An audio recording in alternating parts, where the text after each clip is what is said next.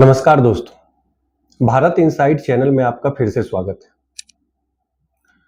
दोस्तों, जब भी हम विकसित भारत या विश्वगुरु बनने की बात करते हैं तो हमारी आंखों के सामने चमकते हुए हाईवे, नई ट्रेनें और बड़े बड़े फ्लाईओवर नजर आते हैं। पर आज मैं आपको एक ऐसी सच्चाई बताने जा रहा हूं जो इन चमकती सड़कों के नीचे कहीं दब सी गई है। एक ऐसा आंकड़ा जो किसी भी देश को डराने के लिए काफी है। आज हम एक बेहद गंभीर और सोचने पर मजबूर कर देने वाले मुद्दे पे बात करने वाले हैं।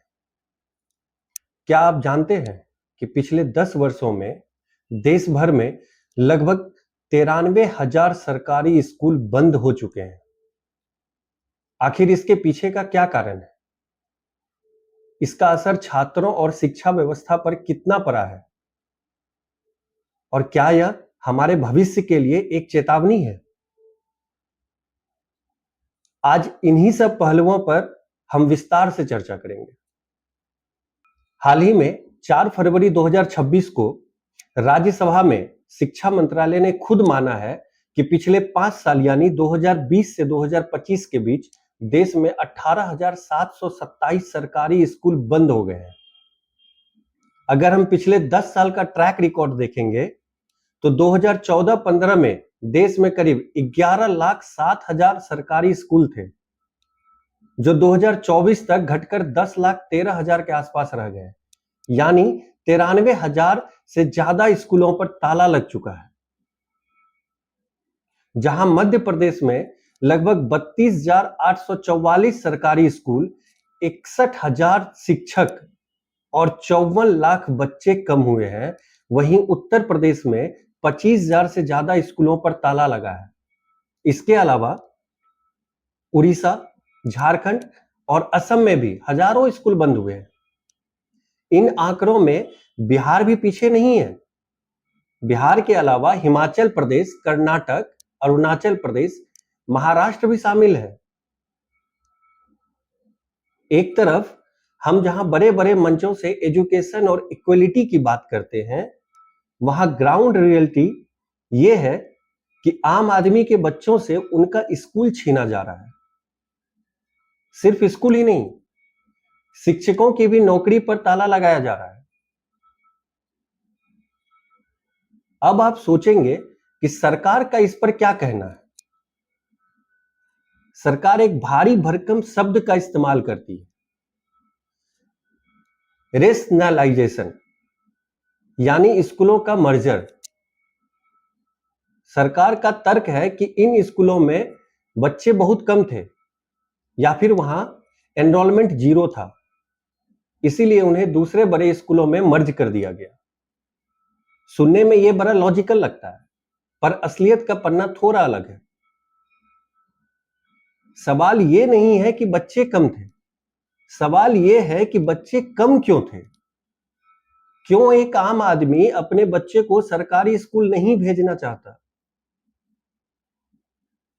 यूडीआईएससी की रिपोर्ट बताती है कि आज भी देश में लगभग 55% स्कूलों में कंप्यूटर्स नहीं है, 66% स्कूलों में इंटरनेट नहीं है, छतें टपक रही है, टॉयलेट साफ नहीं है। जब आप किसी स्कूल को कबाड़ खाना बना देंगे तो वहां रिसोर्सेस नहीं देंगे तो बच्चे कहां से आएंगे? और जब बच्चे आएंगे ही नहीं तो आप आसानी से कह देंगे कि बच्चे नहीं है, चलो स्कूल बंद कर दो। ये किसी पॉलिसी का फेल होना नहीं है। ऐसा लगता है जैसे पब्लिक एजुकेशन को धीरे धीरे खत्म करके प्राइवेटाइजेशन को बढ़ावा देने की एक सोची समझी राजनीति है। क्योंकि आंकड़े ये भी बताते हैं कि बीते 10 वर्षों में जहां सरकारी स्कूल लगातार बंद हो रहे हैं, वहीं सिर्फ एक साल 2024-25 में 8,475 और 2023-24 में 7,678 नए प्राइवेट स्कूल खुले हैं। इससे साफ होता है कि बच्चे पढ़ने के लिए स्कूल तो जा रहे हैं, लेकिन सरकारी नहीं बल्कि प्राइवेट। ऐसे में प्राइवेट स्कूल फीस के नाम पर मनमानी क्यों ना करे, री एडमिशन के नाम पर धंधा क्यों ना चलाए? 50 रुपए की किताब 1000 रुपए में क्यों ना बेचे? ऐसा कैसे हो सकता है? अब आते हैं सबसे अहम मुद्दे पर, जो इस वीडियो का असली मकसद है। जब गांव का प्राइमरी स्कूल बंद करके उसे 3-4 किलोमीटर दूर किसी दूसरे स्कूल में मर्ज कर दिया जाता है, तो उसकी सबसे बड़ी कीमत कौन चुकाता है? उसकी कीमत वो छोटी बच्ची चुकाती है जिनके माँ बाप सेफ्टी के डर से उसे 4 किलोमीटर दूर पैदल पढ़ने नहीं भेजते हैं। वो आम आदमी चुकाता है, वो आदिवासी और पिछले वर्ग का बच्चा चुकाता है जिसके पास प्राइवेट स्कूल की मोटी फीस भरने के लिए पैसे नहीं है।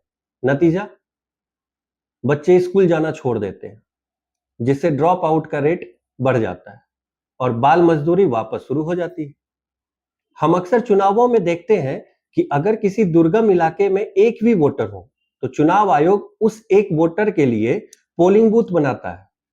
ये हमारे लोकतंत्र की ताकत है। वैसे ही अगर किसी गांव के स्कूल में 10 बच्चे भी पढ़ने आते हैं, तो उनके लिए स्कूल क्यों नहीं चल सकता? क्या उस 10 बच्चों के भविष्य की कीमत उस एक वोट से कम है? अगर सरकार बच्चों के लिए बेसिक सुविधाएं और पढ़े लिखे शिक्षकों की नियुक्ति करे, तो स्कूल बंद करने की नौबत क्यों आएगी? शिक्षा कोई खैरात नहीं है। ये इस देश के हर बच्चे का संवैधानिक अधिकार है। अगर सरकार अपना पीआर चमकाने के लिए विज्ञापनों पर हजारों करोड़ रुपए खर्च कर सकती है, बड़े-बड़े इवेंट्स के लिए बजट की कोई कमी नहीं होती है, तो फिर सरकारी स्कूलों में बेसिक सुविधाएं देने के लिए फंड कहां गायब हो जाता है? ये सवाल सिर्फ मेरा नहीं है, ये सवाल आप लोगों का भी होना चाहिए। अपने आने वाले चुनाव में, चाहे वो स्टेट लेवल का हो या लोकल, अपने नेताओं से पूछिए कि उनके इलाके में पिछले 5 साल में कितने स्कूल बंद हुए हैं और शिक्षा का बजट कहां जा रहा है। दोस्तों, आप इस मुद्दे पर क्या सोचते हैं? क्या आपके आसपास भी कोई सरकारी स्कूल बंद हुआ है? मुझे कमेंट करके जरूर बताएं। अगर ये वीडियो और इसके आंकड़े आपको झकझोरने वाले लगे, तो इस रियलिटी को अपने परिवार और अपने दोस्तों के साथ जरूर शेयर करें, ताकि देश को पता चले कि असल मुद्दा क्या है। चैनल को सब्सक्राइब करना ना भूलें, क्योंकि ऐसी ही सच्ची और जमीनी रिपोर्ट मैं आपके लिए लाता रहूंगा। मिलते हैं अगले वीडियो में। जय हिंद।